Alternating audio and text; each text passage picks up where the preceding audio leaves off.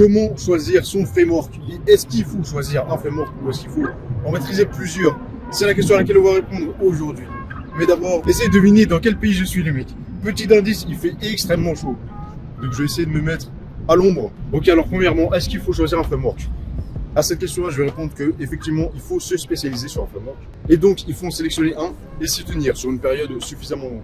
Parce que le truc, c'est que quand tu vas vouloir en prendre 2 ou 3 à la fois, par exemple la fameuse triplette, Angular, Vue et React, eh bien, tu vas juste diluer tes efforts. Au lieu de passer en fait toute ta semaine sur un seul framework, tu vas devoir passer quelques jours sur l'un, quelques jours sur l'autre, etc., etc. Et donc, tu vas en maîtriser plusieurs, mais moins bien. Ou alors, ça va te prendre énormément de temps. Alors que si tu en avais choisi qu'un seul, ton temps est concentré sur le même, mais également toute ton énergie mentale. C'est-à-dire que quand tu es à fond en train d'apprendre un framework, bien évidemment, tu vas au réveil la nuit. Tu vas coder ça la nuit. Quand j'apprenais TypeScript, je codais du TypeScript dans mes rêves. Ce qui veut dire que à la fois ton temps et ton énergie mentale, ce qui est en réalité beaucoup plus important pour l'apprentissage, sera dispersé entre les 3 frameworks que tu essaies d'apprendre. Et ce concept est réplicable, même si tu en apprends que 2. C'est la même chose, ce sera quand même divisé en 2. Et là, tu vas me dire, attends, Riano, c'est un peu risqué là. Tu es en train de me dire que je vais devoir passer plusieurs mois, potentiellement plusieurs années, sur un framework, alors que je ne suis même pas sûr que ce soit vraiment celui qui me correspond. Sauf que je vais te donner une méthode qui va te permettre de sélectionner le bon framework et d'être sûr que c'est vraiment celui qui te convient avant de te mettre à fond dessus. Comme ça, tu pourras le faire encore plus sereinement. Du coup. Tu sais que c'est le bon, tu peux y aller à fond. Donc tout d'abord, il va falloir que tu retravailles tes fondations. Et ça fonctionne peu importe le framework. C'est pour ça que je le mets en tout premier. Ça, il y a beaucoup de gens qui essaient de sauter cette étape. Ils vont directement sur les frameworks. Et c'est jamais une bonne idée. À la limite, si c'est pour tester, voilà, je fais ça une demi-journée pour voir à quoi ça ressemble. Eh bien, ça passe, ok, pour voir à quoi ressemble un framework. Mais tu peux pas juste directement te lancer dans un framework sans avoir au préalable bien travaillé tes fondations. Les fondations, c'est un peu d'HTML, tout ça, mais c'est surtout du JavaScript. Beaucoup de JavaScript et certaines notions comme par exemple le DOM, la manipulation du DOM. Comment modifier l'HTML avec du JavaScript. Comment utiliser les événements, etc. Tout ça, c'est des choses sur lesquelles sont basés les frameworks. Donc, si tu veux mieux les comprendre, peu importe lequel c'est, encore une fois, Vue, React, c'est la même chose, il va falloir que tu retravailles la manipulation du DOM. Donc, que tu crées des applications avec seulement HTML, JavaScript. Au début, c'est comme ça que tu vas devoir faire. Et tu vas devoir créer des sites comme ça, où tu as des listes, tu vas appuyer sur un bouton, ça retire un élément du DOM, ça en ajoute un nouveau, ça en modifie un, tu modifies ses attributs, etc. Il va falloir que tu t'entraînes à effectuer ces opérations uniquement en JavaScript pur, sans framework. C'est pour ça d'ailleurs qu'il y a un module dédié dans la formation WebStarter, parce que c'est une notion importante avant de passer sur les frameworks. Ensuite, on retrouve, dépendant du framework, l'orienté objet. Donc, notamment sur Angular, tu vas avoir de la programmation orientée objet, et c'est comme ça en fait que tu es structuré ton application. C'était comme ça aussi sur React à l'époque. Tes composants, c'est donc des classes et ils vont avoir des attributs, des méthodes, etc. Donc il faut que tu retravailles l'orienté objet. Et dans tous les cas, ça te servira pour tout JavaScript en général. C'est vraiment une fondation qu'il faut avoir, peu importe, même si tu veux même pas de framework en réalité. Il faut connaître ça. Utiliser les attributs, les méthodes, modifier des attributs avec une méthode, tout ça il faut connaître. Ensuite, on retrouve les modules, donc la modularité. Donc en gros, comment importer un élément, comment en exporter un. Ça également, tu vas le retrouver dans pas mal de frameworks. Que ce soit React, Vue, etc. Encore une fois, c'est souvent les mêmes concepts qu'on retrouve. Et donc justement, ça pourra te servir peu importe le framework. C'est pour ça qu'il vaut mieux commencer par là dans un premier temps. Et ça t'aidera pour la seconde partie de la méthode.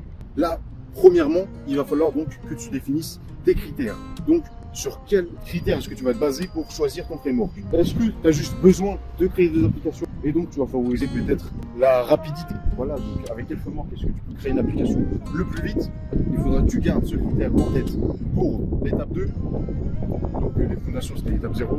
Là c'est l'étape 1, donc les critères. Ou alors peut-être que tu cherches surtout à trouver un travail et donc tu veux peut-être un milieu qui est moins compétitif, où il y a moins de gens, donc soit un framework émergent, soit un framework un petit peu sous-coté en termes d'offres comme Angular. Je sais qu'il n'y a pas énormément de gens qui veulent de nos jours se lancer sur Angular. Pour React, du coup React c'est potentiellement saturé, je ne vais pas te mentir. Il y a aussi beaucoup de demandes, mais bon, il y a tellement de gens qui font du React que, ou sinon Vue.js, là aussi, il y aura un peu moins de concurrence. Donc voilà, premièrement, tu définis tes critères. Est-ce que c'est le framework le plus facile, celui qui a l'architecture la plus simple? Peut-être que tu n'as pas envie de te prendre la tête avec des tas de bibliothèques installées, etc. Et donc tu veux plus simple comme Vue.js. Ça, c'est à toi de définir tes propres critères. Ensuite, étape 2, bien sûr, tu vas devoir tester les options. Donc pour ça, tu vas prendre un certain temps, comme par exemple un mois par exemple, pour prendre 4 frameworks qui semble correspondre à tes critères. Tu regardes des avis ou j'en sais rien. Tu demandes si tu as des contacts développeurs ou alors tu me demandes à moi directement. Voilà, tu choisis par exemple 4 frameworks et tu vas les tester. Tu vas prendre par exemple une semaine. Sur chaque framework, chaque semaine, tu vas créer une application. Pas forcément la même à l'identique, mais ça peut être le même type d'application. Donc par exemple, si tu fais une to-do app, bah voilà, par exemple, tu es obligé de faire exactement la même, au pixel près, mais en tout cas, il faut que le concept soit le même. Ce sera plus simple comme ça pour mesurer justement. Et il faut que ce soit une application qui reprenne les fonctionnalités de base. Il faut qu'il y ait différents composants. Il ne faut pas que tu fasses ça sur le même fichier. Il faut qu'il y ait de la modularité. Il faut qu'il y ait des états, donc des states en React, des signaux, des machins, des trucs comme ça. Des variables dynamiques qui permettront de rafraîchir le composant. Il faut qu'il y ait, si possible, un état global, comme le contexte. Des variables qui peuvent être transmises à n'importe quel composant dans l'application. S'il y a du routage, c'est bien aussi voilà, du routing. Donc en gros, React Router, Vue Router, des trucs comme ça, qui vont permettre de gérer la navigation. Donc de relier différentes pages entre elles. Et par exemple, avec la to-do app, tu n'as pas vraiment ça. À moins que tu fasses une page pour chacune des tâches, ou alors que tu crées une page pour chaque nouvelle liste de tâches, imaginons. Enfin bref, tu vois ça au début. Au début, tu planifies bien ton application, à quoi elle va ressembler, les différentes fonctionnalités. Et ensuite, donc, t'attaques. Et ensuite, à la fin de tout ça, à la fin des 4 semaines, par exemple, c'est toi qui choisis le temps. Si tu hésites simplement entre 2 frameworks, bah, ça peut aller plus vite. Si tu prends un peu plus de temps, faire un truc plus complexe, pour avoir un avis encore plus exhaustif, on va dire, plus pertinent, eh bien, tu peux prendre plus de temps. Après, ça, c'est toi qui jauge. Et en gros, à la fin du temps, à partir, donc, tu vas mesurer à chaque fois le temps que ça t'a pris. Tu vas mesurer la facilité que tu as eu à créer l'application. Lequel est-ce que tu as préféré, tout simplement. Ça, pareil, c'est toi qui vas faire ton bilan à la fin. Et bien évidemment, tout ça, ça t'amène à l'étape 3, sélectionner le framework que tu gardes. Et oui, je conseille d'en garder un seul. Maintenant, tu as fait un petit test, tu as fait un peu le tour de ce qui existe. Donc, tu ne pourras plus hésiter maintenant. Ah, peut-être, est-ce que je ne fais pas le bon choix? Est-ce que je ne devrais pas aller sur le nouveau framework qui vient de sortir, le nouveau truc, encore une fois, etc. Le syndrome de l'objet brillant. Non, là, tu pourras vraiment te focaliser. Maintenant que tu as fait le tour, tu sais que celui-là, c'est le bon. Tu sais qu'il te convient, selon tes critères. Donc, tu peux y aller à fond, mon ami. Et bien sûr, hein, après ça, peut-être dans plusieurs années ou quoi, tu vas peut-être avoir des nouveaux critères. Voilà, peut-être que tu voulais à la base être embauché, mais peut-être que maintenant tu veux créer ta propre application et donc tu as besoin d'un nouveau framework, etc. Tu as des critères différents. Ça peut arriver, mais c'est sur le long terme. C'est pas censé être dans 2 semaines que tu vas changer de critères. Non, maintenant tu es censé te focaliser et te concentrer à 100% là-dessus. Et comment est-ce que tu vas faire ça? Tu vas simplement créer des projets. Pas forcément des projets pour les portfolios. Hein. N'oublie pas ce que j'ai dit dans la vidéo sur la roadmap. Ça peut être des projets qui ressemblent à rien, tant qu'ils te plaisent, qui te permettent d'apprendre à fond et de coder un peu tous les jours. Même si c'est pas tout longtemps, le plus important c'est de garder l'habitude. Même si tu fais 30 minutes chaque jour, tu les fais tous les jours. T'as pas besoin de week-end, t'as pas besoin de te reposer. C'est pas comme si tu faisais du sport, tu faisais de la muscu, et là tes muscles ils ont besoin de se reposer, sinon tu vas te déchirer un muscle, etc. Même si ça, je crois pas du tout, mais bref, pour revenir au framework, non là il y a pas ça, c'est ton cerveau, il va pas se faire une courbature ou quoi. Tu peux vraiment y aller à fond. N'hésite pas, tu vas pas te faire un burn-out ou quoi, c'est vraiment des concepts, et bref. Donc n'hésite pas à y aller à fond. Mais vraiment, il faut que tu comprennes que le framework, à la base, c'est la cerise sur le gâteau. Avant, ça n'existait pas. Avant, on faisait ça en JavaScript, c'est normal.